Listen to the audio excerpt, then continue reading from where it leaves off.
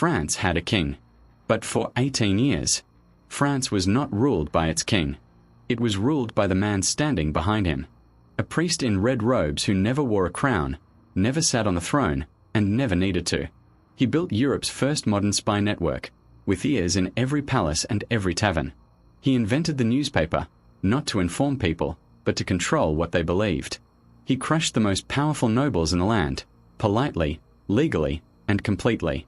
They called him the Red Eminence. And his enemies learned, one by one, that the most dangerous man in France was not the one on the throne. It was the one who appeared to serve. This is the dark psychology of Cardinal Richelieu. He was born in 1585 as Armand Jean Duplessis, into a noble family with an old name and a shrinking fortune. Sound familiar? History's most dangerous men so often begin in that exact gap, born close enough to power to taste it, but too far to hold it. That hunger becomes their engine. The young Armand originally trained to be a soldier, but his family held the rights to a bishop's seat, a valuable piece of property in those days, and when circumstances demanded it, the family needed him in the church to keep it. So Armand changed course entirely. And here you see the man's character for the first time. He didn't drift into the priesthood. He attacked it. He studied theology with ferocious intensity and became a bishop while still so young that it required special permission from the Pope himself. Understand what the church was to him. It was not merely a calling. It was the one ladder in France that a man of modest wealth could climb all the way to the top. The sword required armies. The court required fortunes. But the church required only brilliance, discipline, and patience. Richelieu had all three. And he was about to demonstrate a principle that would define his entire life. It doesn't matter which door you enter through. It matters who is standing beside the throne when the music stops. Richelieu's rise was not smooth. He attached himself first to the Queen Mother, Marie de Medici, who held influence over her young son, King Louis XIII. Through her favor, Richelieu entered royal service, tasted power, and then lost it when court politics turned. He was cast out, exiled from the center of the world he craved. Most men would have broken. Richelieu studied. He waited. He wrote. He watched the court from a distance like a chess player studying a board. And when the moment came, he maneuvered his way back, this time into the council of the king himself. By 1624, he was the king's chief minister. He would hold that position, against all rivals, for the next 18 years. But here is the puzzle. Louis XIII did not particularly like Richelieu. The king was an anxious, insecure, suspicious man, jealous of his own authority, painfully aware that others were more brilliant than he was. Men like that usually destroy the brilliant servants around them. So how did Richelieu survive? Through the first great principle of his power, he made himself not liked, but necessary. Richelieu understood Louis perfectly. The king didn't want a friend. He wanted results, order, victories, a France that obeyed him. So Richelieu delivered, relentlessly, and always in the king's name. Every triumph was presented as the king's triumph. Every hard decision was framed as service to the crown, never ambition of his own. He worked crushing hours, managed every detail, and slowly became the indispensable brain of the entire state. Louis could resent him. Louis could even hate him at times. But Louis could not run France without him, and both men knew it. That is a colder, more durable bond than love. Affection fades. Necessity does not. But necessity was about to face its ultimate test, in one of the most dramatic reversals in political history. By 1630, Richelieu's old patron, the Queen Mother Marie de Medici, had turned violently against him. She wanted him destroyed. And in November of that year, she confronted her son the king in her palace, raging, weeping, demanding that he choose his mother or his minister. Richelieu himself walked in on the scene. The Queen Mother erupted, unleashing years of fury against him to his face. The king, trapped and miserable, said almost nothing, and left. The entire court read the silence as a verdict. Richelieu was finished. Within hours, the news swept through Paris. Courtiers flooded to the Queen Mother's palace to congratulate her, to celebrate, to position themselves in the new order. Ambitious men openly toasted the fall of the Red Eminence. Richelieu, by some accounts, prepared for exile, perhaps worse. And then the king sent for him. Not to the palace, but to a small hunting lodge at Versailles, away from the court, away from the noise.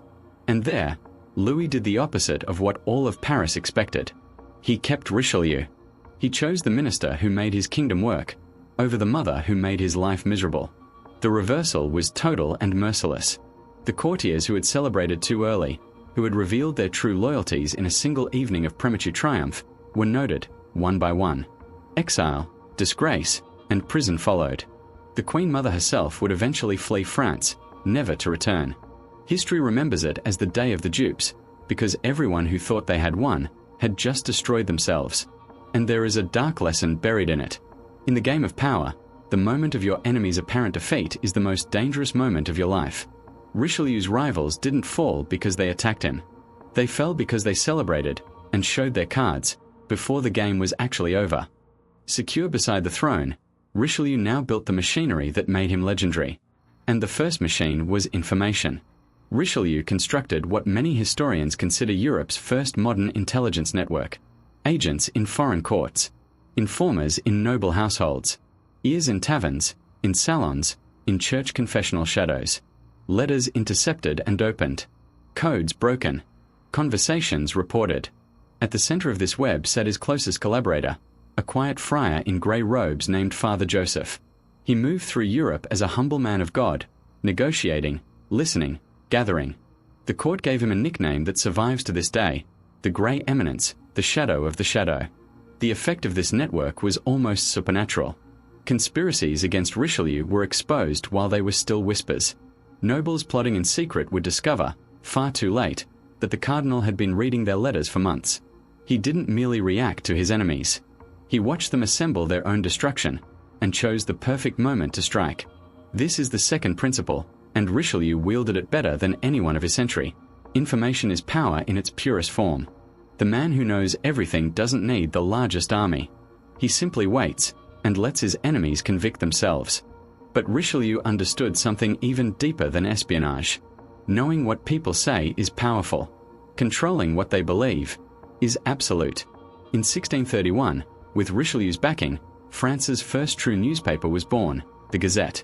To the public, it was news. In reality, it was an instrument. The Gazette published what the cardinal wanted known, framed the way he wanted it framed. Royal victories were magnified. Enemies were discredited. Policy was explained to the public in exactly the terms that served the state. Richelieu is even said to have contributed pieces himself. Think about how far ahead of his time this was. Nearly 400 years ago, Richelieu grasped what modern governments and corporations spend billions on today.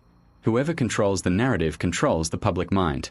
You don't need to silence every critic if you own the loudest voice in the country.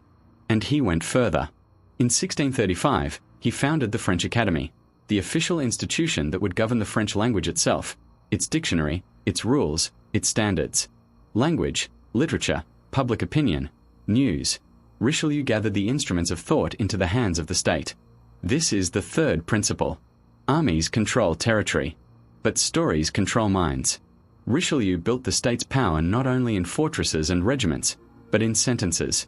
Beneath all of this ran the idea that made Richelieu one of the most influential, and most condemned, figures in political history.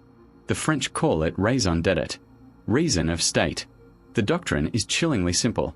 The survival and strength of the state stands above everything. Above personal loyalty. Above factional interest. Above, and this is what shocked his world, even religion. And Richelieu lived it, in a way that scandalized all of Europe. He was a cardinal, a prince of the Catholic Church. Yet when the Great War of his era set Catholic powers against Protestant ones, Richelieu looked at the map and saw only one thing: France, encircled by the vast Habsburg Empire. So the Catholic cardinal financed and allied with Protestant powers against fellow Catholics because it strengthened France. His enemies called it hypocrisy, even heresy. Richelieu would have called it clarity. At home, he crushed the fortified power of French Protestants at La Rochelle, not because of their faith, he insisted, but because they formed a state within the state. Then he turned around and granted them tolerance to worship, because persecuted subjects make rebellious subjects. Do you see the pattern? Friend and enemy, Catholic and Protestant, mercy and force. None of these were principles to Richelieu. They were tools, picked up and put down as the interest of the state required. This is the fourth principle. Machiavelli's philosophy turned into governing practice. Richelieu is the bridge between the little book written in Florentine exile and the modern state you live in today. There remained one force inside France that could still challenge the crown: the great nobles. Ancient families with private armies, fortified castles, and the proud belief that they were practically kings on their own lands. Richelieu broke them. Systematically, legally, and without mercy. He ordered the demolition of fortified castles across France, the physical bases of noble rebellion, torn down stone by stone. He enforced the ban on dueling, the sacred privilege by which nobles placed their honor above the king's law. And when one of the most illustrious young noblemen in France defied the ban openly, dueling in broad daylight in the heart of Paris, as a deliberate challenge, Richelieu had him arrested, tried, and executed. The message detonated through the aristocracy. If a man of that name, that rank, that blood could die for defying the state, then no one stood above it. Conspiracies against Richelieu kept coming. The great families could not accept a priest ruling over them.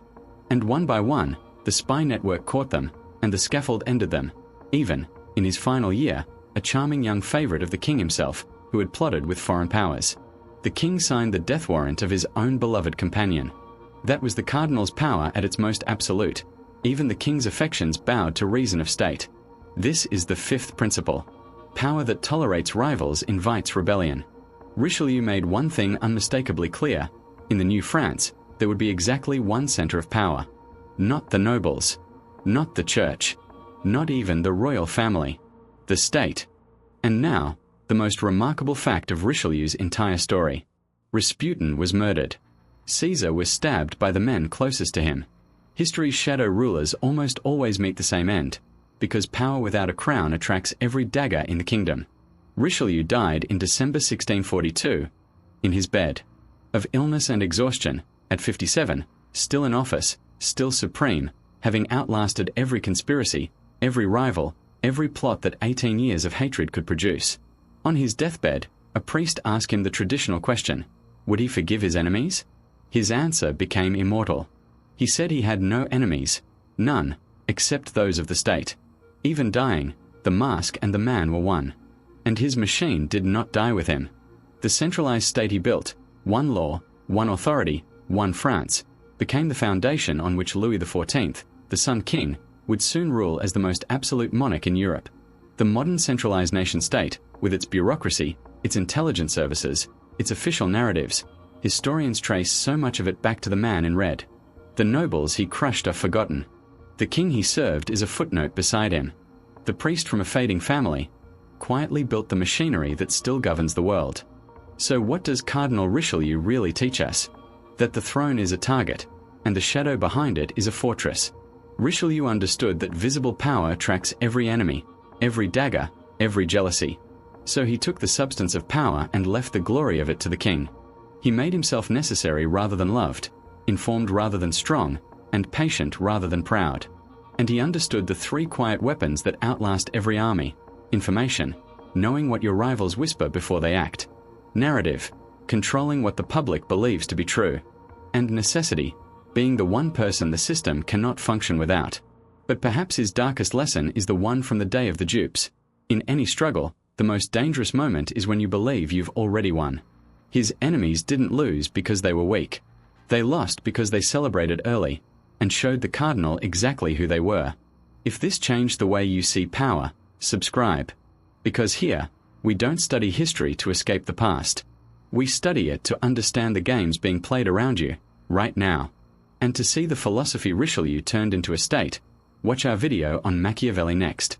Or, for the other man who ruled from behind a throne, through faith instead of files, watch the story of Rasputin.